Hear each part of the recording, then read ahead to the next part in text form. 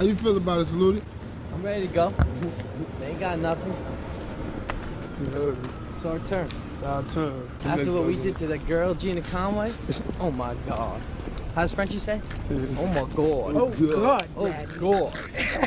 Oh God. She was lying so many different times she couldn't even tell what day it was. She said the sky was blue. I'd have to go outside and take a look for myself. Okay, now, I've taken a lot of girls back to hotel rooms. Usually, I'm showering before sex or after sex. I'm not going in there to shower, just to shower. So, did you guys actually have? Oh, no. I didn't have sex with him. He showered. I didn't have a shower. I was actually on the phone with my friend, and I went outside. I used to smoke cigarettes then. I don't smoke now. I went out to like smoke a cigarette while he was in the shower, and then I came back. Okay, so this guy comes up to shower. He just took you shopping. Usually a guy will expect something out of that situation. Yeah, he probably did. He probably did expect something. I'm pretty sure he did, you know. 9 times out of 10, like a guy take you shopping, he spend money on you, he do expect something. But yeah, I wasn't trying to I didn't have sex with him. I wasn't trying to have sex with that guy. Yo, it's the neighborhood Harold J. Loke speaking, feel me? And first, I want to say, you know, hope everybody had a good Thanksgiving, you know, as I know I did, you know, and happy holidays coming up to everybody. I hope y'all miss me, because I know I miss y'all.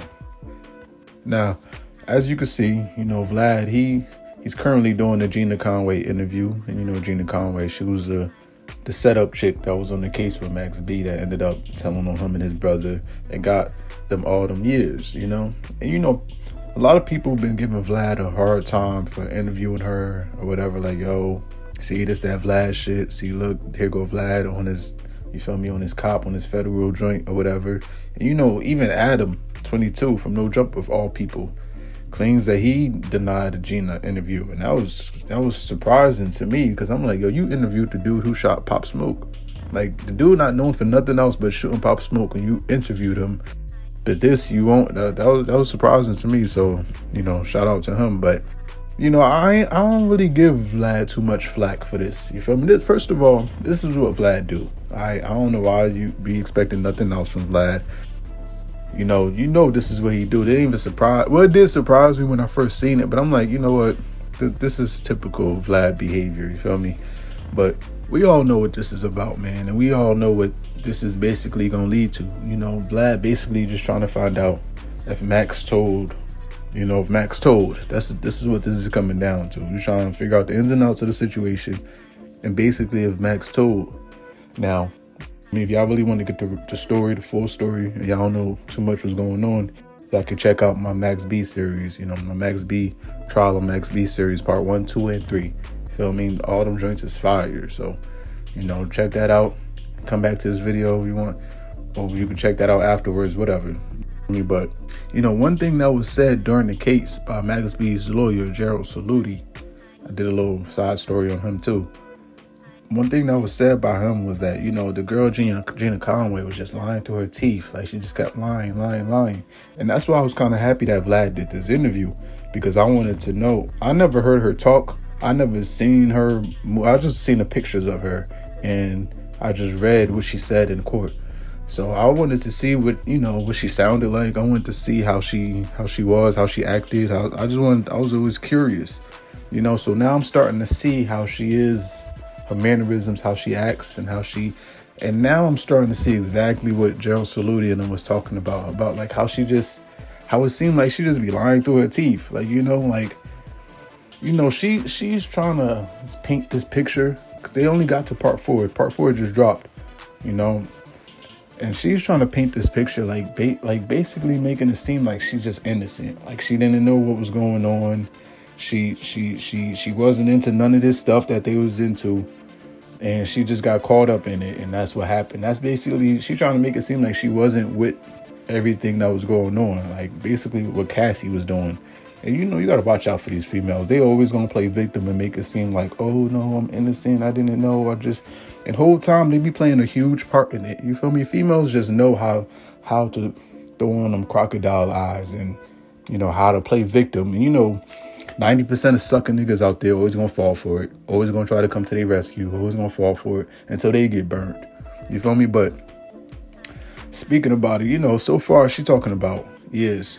So she says that, oh yeah, she was never into like prostitution or nothing like that, or she wasn't never introduced to a lot of these things, until she met Max. But it's like, yo, she was with her common law husband for like 10 plus years. She had a common law husband. They lived together for years. So they didn't officially get married, but they was considered married because, I think in some states, if you live together for more than 7 years, y'all like basically considered, married in certain states. So for her to have she was with this dude for years. She met Max. She never even knew who Max was. She heard of Dipset, but she ain't heard of Max. And she moved to New York with Max within months. Like, she only met him once, and I think they just communicated over the phone after that. And she left her husband of over 10 years for a dude that she just met a couple months ago. That don't really sound like innocent girl behavior. That don't sound like sweet, innocent girl behavior. That's just one thing. Also, she said she was never a prostitute, never got into prostitution or nothing like that. She said she wasn't with it. She said she only did it like twice for Max. But yeah, this dude, Jay Plowden, the scammer who she ended up setting up later, he picked her up off a street corner and like right after she got off the phone with Max. Like, she said she was on the phone with Max, told him to pick him up. He wasn't gonna be able to pick her up because he was in the studio, and she met this dude, Jay. He had a nice Benz, and she just left with him. She just went on the town with him, went shopping, went back to his hotel. And that's another thing. Feel me? She claiming she not a prostitute, she not this, but she was dating 3-4 dudes. Like, just in this small story of a couple of days, like, she done smashed 3-4 different dudes in just these couple of days. Like, she was dating a bouncer that was at the club that she was stripping at. She got picked up off the street by this scammer. And she was dating a rapper. So she got a rapper, a bouncer, and a scammer. And you telling me that she not fast? Like, come on, man. Let's come on. Let's be real. Now, another thing that she's saying that just makes me feel like she's lying. She said the dude Jay Plowden, the scammer that she ended up lining up later, she said that, yeah, he took her shopping and then he hit up the next day like, oh, you want to go to eat or something like that. Like, he took her out for drinks, I think, the next day after he met her. Like, she did all of this. She met the dude, went out with the dude a couple times, went back to the hotel with the dude, and set him up all within like 48 hours, maybe less than 48 hours altogether. Like, all of this happened so fast. And you telling me she not fast? And then she gonna say, this is what really caught me. And I'm so happy for Vlad he didn't just ask her once and let it pass by. He asked her this and then he kind of pressed her on it a little bit. She claims she didn't sleep with the scammer dude. So he picked her up off the street, took her shopping, took her out for drinks, took her back to his hotel, took a shower, and she said she didn't do nothing with him. She wasn't interested in doing nothing with him. Like, bro, come on, bro. Come on, bro. Like, what are we doing here, bro? What are we doing here? Now, mind you, the dude Jay Plowden, he bugging. Like, he out of line. Like, I don't know how old he was when this happened, but if he was like 25 years old or older, he's bugging, bro. Cause like, you got all this scammer money. You in New York. You from Florida, but you in New York. You in a foreign city. And you picking up girls off the street, splurging in front of them, showing them your money, bringing them back to your hotel room where you laying your head at, letting her have keys. He let her hold the key to the room. Now, I think he just gave it to her because she went outside to smoke a cigarette real quick, but still, like, he's bugging. He's moving mad sloppy. For somebody who's supposed to be a scammer and smart and, strategic, he was moving mad sloppy. Like he was just asking for something to happen to him. Like, if you watch my documentary series, you'll see he had 2 different robbery plots. Like, not only was Gina and them coming to rob him, when he got there, he was in the room with another girl, and that other girl was linked to some dudes who was also trying to rob him. Like, he had 2 separate robbery plots going on at the exact same time. Now, if you're not goofy, then I don't even know what goofy is. Now, in this recent part that just dropped, part 4, you know, now it's starting to get to the juicy part. It's starting to get to the beef and potatoes of what we really here for. And basically, she's sitting here saying she's trying to make this, and I'm guessing this is what she told her court, which is why she only got 15 and Max and them got 75 in life.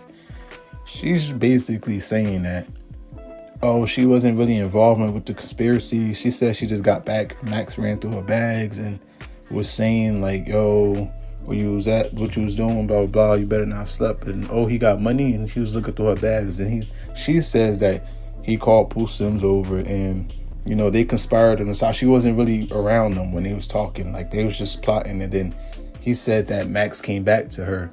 She said that Max came back to her and was like, yeah, just take Pooh Sims to where dude was at. You know, this girl had the nerve to sit here and say, oh, she didn't know what was about to happen. She didn't know what was going on. Like, why else would Max be sending his brother, this dude with you, telling you to, yo, take him, oh, he got money, tell him where he, like, do that even make sense? Why else would he be sending another man to this man that you was just with? Like, what else do you think could have happened? You thought he sent that Pooh Sims over there to shake his hand, to give him a hug? Like, what else did you think could have happened? Like, come on, bro. She's sitting up here making it seem like she just ditzy and she don't know what was going on and she was innocent. Like, stop it, bro. Stop. I thought she was going to come up here and tell some real shit and be like, yo, blah, blah, blah. This what happened. You know, and Max told on me, like, yeah, we was with it. We plotted on this. We did this. We was all with it. And then Max going to tell him what happened to me, blah, blah, blah. I thought she was going to come like a real one. You know, she coming up here doing just all this buffoonery. Just talk about, oh yeah, I didn't know until the dude pulled up to the hotel, and then, like, you know, Pooh Sims got out, and then, you know, he started putting on gloves, and then he had a rope and he had some duct tape, and that's when I realized what was probably about to go on, you know, but I couldn't stop it because it was too late. I was scared. I was like, bro, stop, man. Like, y'all need to quit. Like, if you ain't so he was holding duct tape, a rope. He had the blicky on him, all of that. So where did he put it? So you didn't see none of this on this person? Like, he had a bag or something? You ain't suspect something to be in a bag? He had all of this on him, and you didn't see no signs of this on him. You didn't know what was going on. You was just clueless. Oh yeah, I'm gonna just take him to the hotel and everything's gonna be, we all gonna have a sleepover. We're all gonna be like just chilling. We're all gonna be fine. Like, come on, shorty, you gotta do better. And this is what's turning me off. This is what's starting to turn me off about this, because it's like, yo, we can already clearly see that this girl is just a straight up liar. So it's like, it's hard to even believe what she's saying now, because she just lying through her teeth. You feel me? Just like Gerald Saluti was saying. This is why he was so confident that Max was gonna beat the case, because he was like, bro, what? Look, do you hear this girl? This girl sounds ridiculous right now. Like, she's not even admitting her fault in it. You know, you could tell when somebody telling the truth, because they gonna give and take. They gonna be like, okay, yeah, this is true. I did know this, but I ain't know this. Like, this happened and this happened. I ain't know nothing about that. I ain't know. But nah, we did plot to do this. We did plot to do this and that. But I ain't know he was gonna shoot him. I ain't know that. You feel me? Like, you gotta give and take. When you just deny everything, it's like, bro, come on, bro. We know you lying. You feel me? And, you know, for those that don't know, I'm gonna just put this out here now before this part of the interview comes out, because it's gonna come up soon. But she was basically trying to say that Max told on her. Like, the situation happened. Pooh Sims went there. They robbed the people. Boom. Dude ended up getting shot in the process and killed. What happened was, after the situation happened, you know, Jay Plowden, his mans ended up getting, you know, unalived. So they ended up arresting Jay Plowden and all that, you know. And I guess he told on Gina. Like, he told the police who Gina was and who, like, you know, where he found her at and all of that. So they start looking for Gina, you know. And in the process of looking for Gina, I don't know how, but they ended up finding out that, you know, she's from Baltimore. So they go to her home address in Baltimore to talk to her mother. And her mother is the one that says, oh yeah, I don't know her, but, you know, I don't know where she's at, but I know she went to New York with this rapper dude from Dipset named Max B. So that's why they went and investigated Max B. Now, according to the story that I heard, or that, you feel me, I heard, and this part of the interview is going to eventually come up. She says that, you know, Max B basically told on her, you know. But honestly, what I think, honestly to God, I think Max just made a mistake, because they didn't go to Max saying, oh, we're investigating this body, blah, blah, blah, this body that happened at this Holiday Inn. Yo, you better, where's Gina? Better help her find. No, they didn't come to him like that. They just came to him like, yo, we know you're linked with a girl named Gina. Do you know where Gina is or who Gina is? And he basically just told them like, oh, no, I don't really know nothing about that. I know she work at so-and-so. You feel me? Like, I know she work at the joint, the strip club. I forgot what it was. I think it was called Sin City or something like that. And he just told her, he just told them like he don't know where she at or nothing like that, but he just know that she worked there or something like that. That's what he told them. He ain't tell them like, oh yeah, no, she did this body, she caught this body. I know she did this on this day. She told me she was gonna do it. They told me, nah, he ain't going there. I just think that they came to him. He just was like, oh, nah, I don't know nothing about that. I know she work here. That's it. You feel me? It was like one of those where it was like, all right, maybe he said a little more than he was supposed to, but he didn't. That's not telling on somebody just because you say you know where somebody work at. Like, that's not telling on nobody. That's just, all right, maybe you said a little bit more than you were supposed to say, but you feel me? That's how they got to Gina. And then Gina ended up telling on everybody. You feel me? She ended up telling on Max and Pooh and all of that. And that's how this came about. But, you know, people going to say, oh, he told, you know. That doesn't even matter, bro, because I don't think nobody going to be able to stop the wave anyway. It don't even matter. And honestly, she makes a story like Max came up with the plot all on his own. I don't believe that. I believe that when she got back to Max, she told him, like, yo, I was with the scammer dude. He got a lot of money. Look, we could try to still got a key card, this and that. And I feel like that's when he formulated the plan. Like, oh, word, okay, we could get him. All right. And I think they just all conspired to do it. And that's how that came about. I don't think she was just an innocent bystander and they forced her to do. Like, come on, stop it. She needs to stop, bro. She was a streetwalker. She was with the business. Everything went left, and we always know that the girl's gonna tell, bro. You shouldn't even involve no girl in no plot unless you're really sure that she all the way thorough. If she just like kind of pretty and kind of cute and just want to be down, nah, bro, nah. It's the rest. She gonna tell on everybody. Trust me. She gotta be thorough. She gotta be from it. She gotta have brothers that's in the streets. She gotta have a daddy that was in the streets. Her mama gotta be in the. Her mama had to be in the streets at one point. And her mama gotta be the one telling her, yo, don't tell. You know, you better never tell. You better be real. Stand down if you're going to do. Like, those are the type of girls you could trust with something like this. But them other girls who just want to thrill, who just want to be down, just to be cool, who think it's cute, who think it's... Do not involve her in your business if you're doing something in the street. I'm telling you, she going to tell. Just like Rayful Edmonds. That's how he got caught up in D.C. That white girl that he was rocking with heavy told, like, you can't trust dudes in business, you feel me? But you can't trust a female when it comes to the street. She gonna tell on you, bro. She gonna tell. So be smart, keep your eyes open, stay 10 toes out there, and stay sucker free. It's the neighborhood hero J Local Peso. Y'all let me know what y'all think about this situation, and if y'all think Gina lying or if y'all believe everything she's saying. It's gonna get to the point where, you know, we all want to see what she says. Oh yeah, Max told them this and that, blah blah blah. But it's like, yo, but that don't count as telling. But he didn't tell them that she did a crime. He just told them where she work at or she be at. They didn't even tell him that they was investigating a murder. You feel me? They just asked him, where was she at? You feel me? And yeah, mind you, he probably should have just been like, I don't know. I used to be dating her. I don't talk to her no more. I don't know. Maybe that's what he should have said. You feel me? But he didn't tell on her. You feel me? He didn't tell that she did a crime. He just told them where she worked at or whatever. But y'all let me know what y'all think in the comments. I'm out this water. Street nigga, like Kevin Town. What are your chances of beating the case? I don't see any other chance but to beat the case. I mean, the case against Charlie Wingate, if they're building a case against Charlie Wingate on the words of Gina Conway, that's like building a castle with no foundation.